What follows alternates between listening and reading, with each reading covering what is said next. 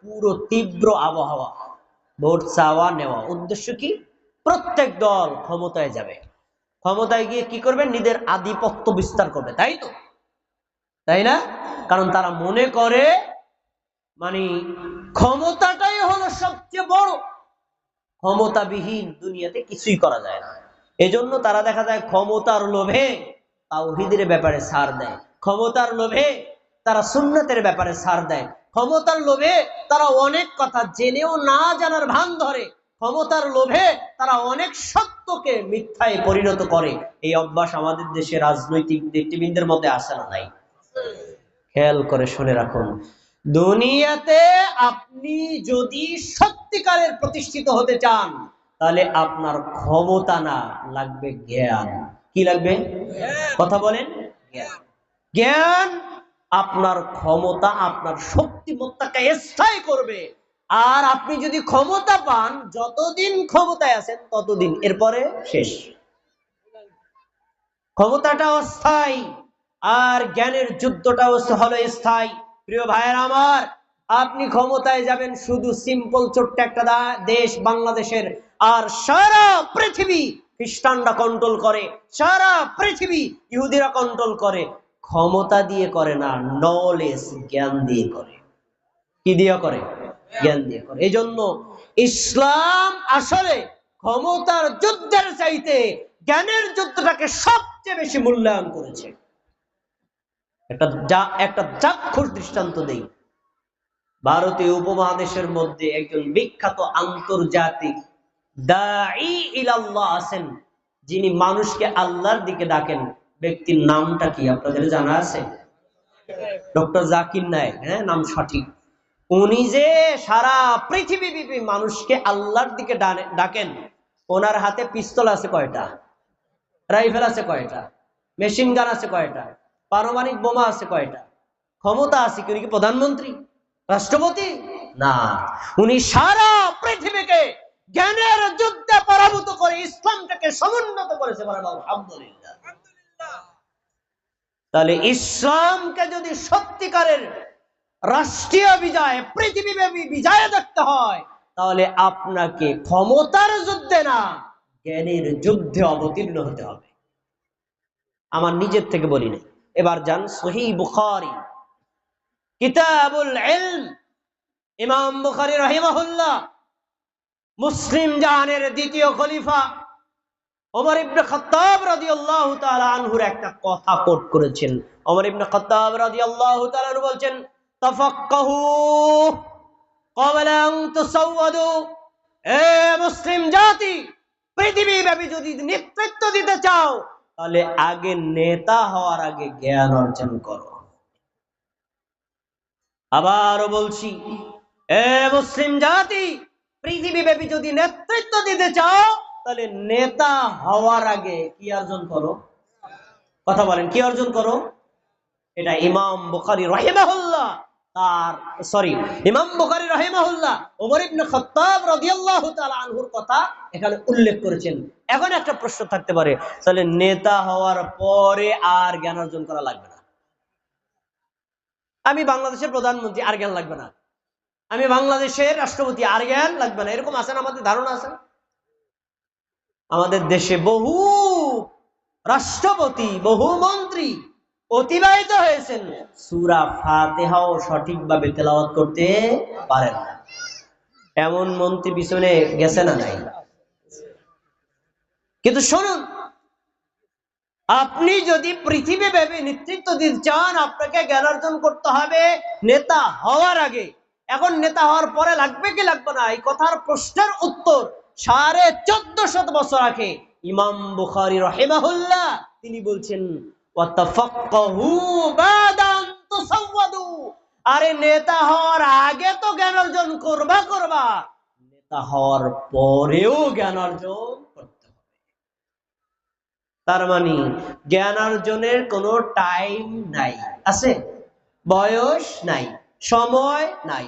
Any time আপনাকে কোরআন পড়তে হবে, এনি টাইম আপনাকে হাদিস পড়তে হবে। ইসলামের বেসিক জ্ঞান আপনার জন্য অর্জন করা ফরজ। যতদিন পর্যন্ত পৃথিবীর মুসলমানরা সত্যিকারের জ্ঞানী, কোরআন, সত্যিকারের জ্ঞানী হাদিস, সত্যিকারের তাওহীদ এবং সুন্নাহর জ্ঞান অর্জন করতে না পারবে, সাথে সাথে বর্তমান পৃথিবীর তথ্য প্রযুক্তির গুণ, তথ্য প্রযুক্তি এবং বিজ্ঞানের বিষয়ে উন্নত হতে না পারবে, ততদিন পর্যন্ত মুসলমান যতবারই ক্ষমতায় যাক, ইসলামকে বিশ্বব্যাপী বিজয়ী করতে সক্ষম হবে না। জ্ঞান ইসলামের সবচেয়ে বড় গুরুত্বপূর্ণ বিষয়, কিন্তু বড় কষ্টের বিষয়। আমার আগে মাসুম ভাই আলোচনা করেছেন, আমি আলোচনা শুনেছি। তিনি বলেছেন আমরা অনেকে মুসলমান, যদি বলি ভাই মুসলিম অর্থ কি জানে না, ইসলাম অর্থ কি জানে না। এই আপনি যে মুমিন বলেন, ঈমান অর্থ কি জানে না। না জানা লোকের সংখ্যা এই মালতকান্দি এলাকায়, শরীয়তপুর জেলা এলাকায় কম না বেশি? না জানা লোকের সংখ্যা কম না বেশি? বেশি। জানে না। আমরা ধর্ম পালনকারী, ইসলাম অর্থ কি জানে না। আমরা ঈমান গ্রহণ করেছি, ঈমান অর্থ কি জানে না।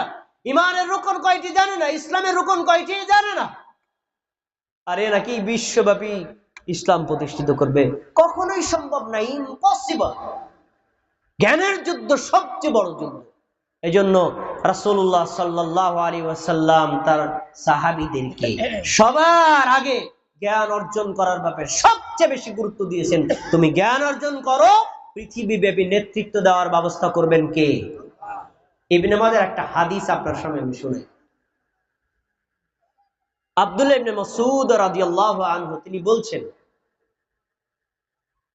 মুসলিম জাতি যদি সত্যিকারের জ্ঞান অর্জন করে, খেয়াল করে শুনেন, এক, এবং এই জ্ঞানটা সঠিক ব্যক্তির কাছে হস্তান্তর করে, দুইটা পয়েন্ট, সত্যিকারের জ্ঞান অর্জন করে আবার সত্যিকার ব্যক্তির কাছে হস্তান্তর করে, এই মুসলিম জাতিকে আল্লাহ সারা পৃথিবীর সমস্ত মানুষের নেতৃত্ব দিয়ে দিবেন। আর যদি মুসলিম জাতি জ্ঞান অর্জন করে, কিন্তু জ্ঞানটা অর্জন করে ক্ষমতার লোভে, আর ক্ষমতাসীনদের কাছে জ্ঞান বিক্রি করে, ওরা কিয়ামত পর্যন্ত কোনোদিন ক্ষমতায় আসতে পারবে না। কথা কি বোঝা গেছে?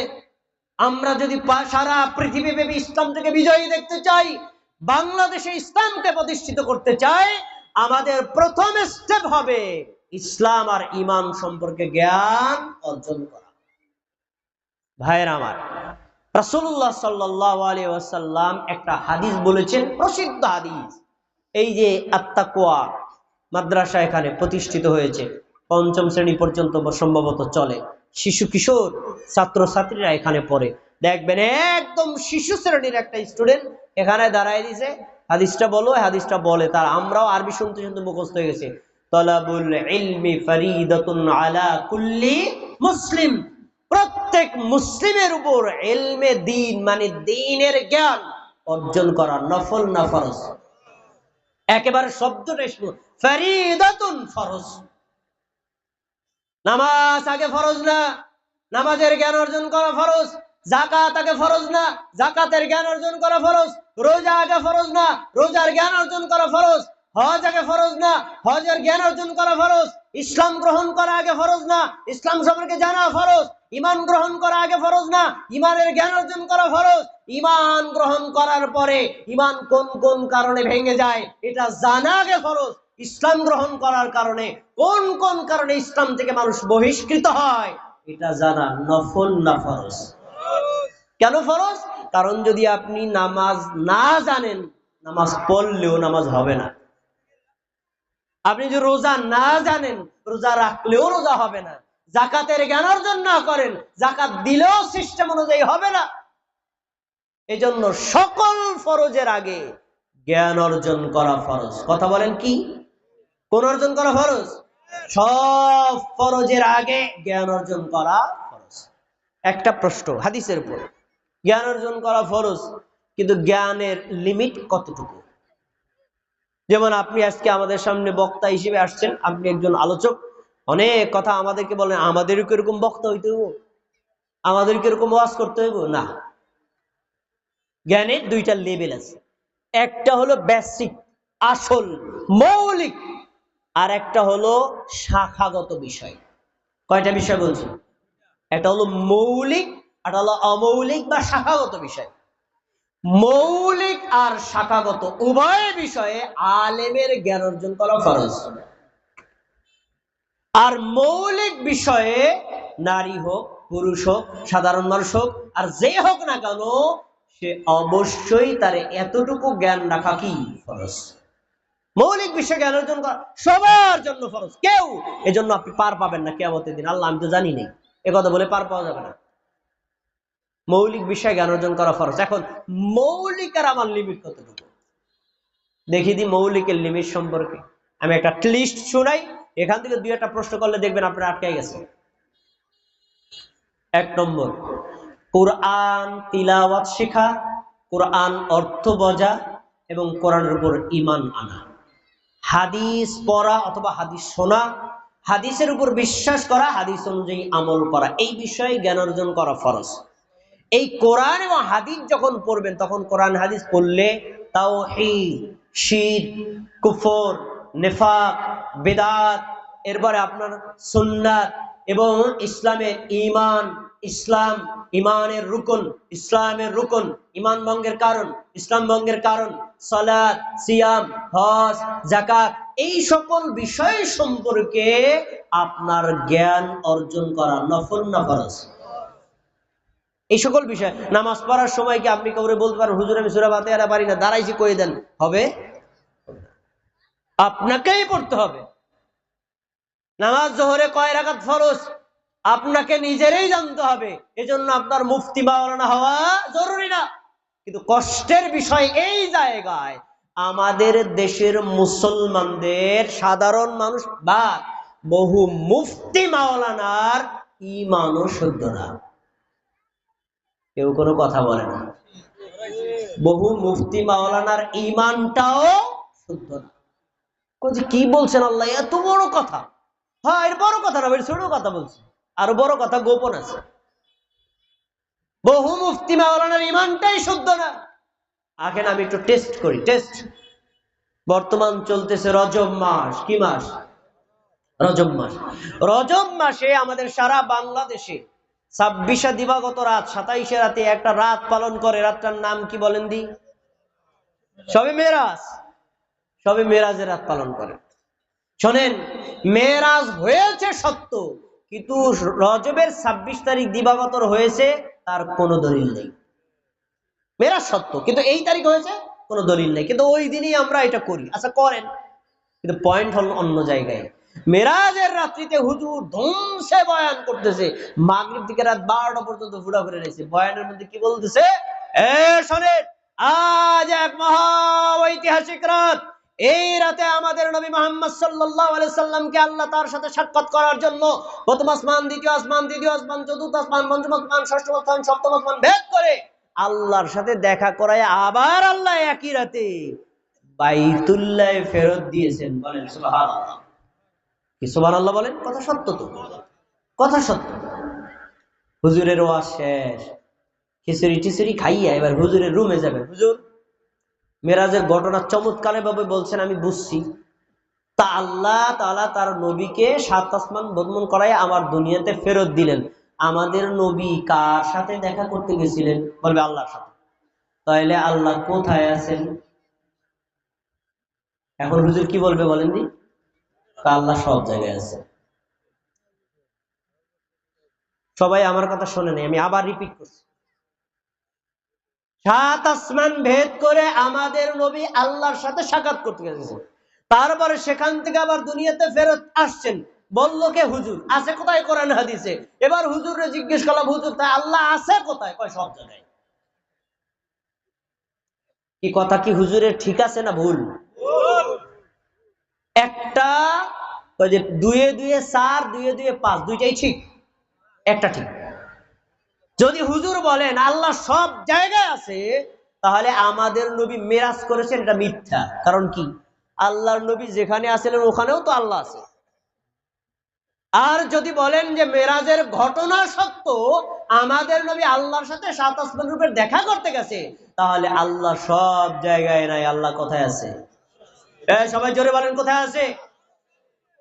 একেবারে স্পষ্ট আয়াত, সূরা তাহার 5 নম্বর আয়াতে আল্লাহ বলেছেন আর রহমানু আলাল আরশি ইস্তাওয়া, দয়াময় আল্লাহ আছেন কোথায়? সবাই বলেন আরশের উপরে। তাহলে আমি এদের কি বুঝাইলাম? হুজুর, মুফতি, মাওলানা, এর আগে আবার পীরে কামেলও লেখা আছে, হুজুর নিজেই জানেন আল্লাহ কোথায় আছে। তার হুজুর ইমান ঠিক আছে? এই হলো হালাত। এবার আপনাদের ট্রাই করি, আপনাদের ইমান কতটুকু পাক্কা আছে। আমি যারা চিনি এরকম উত্তর দিবেন না, আমি যাকে চিনি না তারা উত্তর দিবেন। আমাদের ধর্মের নাম কি? ইসলাম অর্থ কি? সবাইকে একমত? অনেকে চুপ রয়েছে, ভাই বলে নাই, আব্দুল মালিক বলে নাই, অনেকে বলে নাই। আমাদের দেশে একটা প্রসিদ্ধ অর্থ আছে, ইসলাম মানে শান্তি।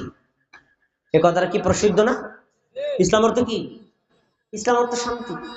কিন্তু না, ইসলাম অর্থ শান্তি না। ইসলাম মানে আত্মসমর্পণ করা, ইসলাম মানে আনুগত্য করা, ইসলাম মানে অনুসরণ করা, ইসলাম মানে মেনে নেওয়া। ইসলাম অর্থ আত্মসমর্পণ না। কিন্তু আমরা ভুল অর্থটা জানি। কেন জানি? কারণ ইসলাম আমরা গ্রহণ করেছি বাপ দাদার পাওয়া রসম রেওয়াজ থেকে। ইসলাম সম্পর্কে আমাদের কোনো গবেষণা নাই। ইসলাম সম্পর্কে জ্ঞান অর্জন করা ফরজ। এবার বলেন তো, এই যাদেরকে চিনি তারা উত্তর বলবেন না, ইসলাম এর খুঁটি কয়টা? কয়টা খুঁটি? 5টা খুঁটি। প্রথম খুঁটি কালেমায়ে শাহাদাত, দ্বিতীয় খুঁটি সালাত, তৃতীয় খুঁটি সিয়াম বা যাকাত, আর চতুর্থ খুঁটি সিয়াম, পঞ্চম খুঁটি যাকাত। এই 4টা হলো চারদিকে, মাঝখানে একটা, মোট কয়টা হলো? 5টা। এই 5টা খুঁটির নাম হলো ইসলাম, আর উপরের ছাদের নাম হলো জিহাদ। এই 6টা জিনিস মিলিয়ে ইসলাম কমপ্লিট।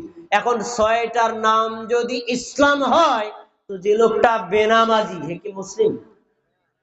না, পরিপূর্ণ মুসলিম না। 5টা খুঁটি আছে একটা ঘরে, একটা খুঁটি খুলে ফেললে ঘরটা কি কমপ্লিট হলো? না। আমি এ কথা কেন বললাম? আমাদের দেশে বহু মুসলমান আছে, নামাজ পড়ে না, আমি পাক্কা মুসলমান। ওনার সামন দিয়ে এক লোক নামাজে যায়, উনি নামাজ পড়লে কিছে, উনি হজ করলে কিছে, আর আমি নামাজ পড়ি না, ঠিক আছে, ওনার চাইতে আমি ভালো মুসলমান।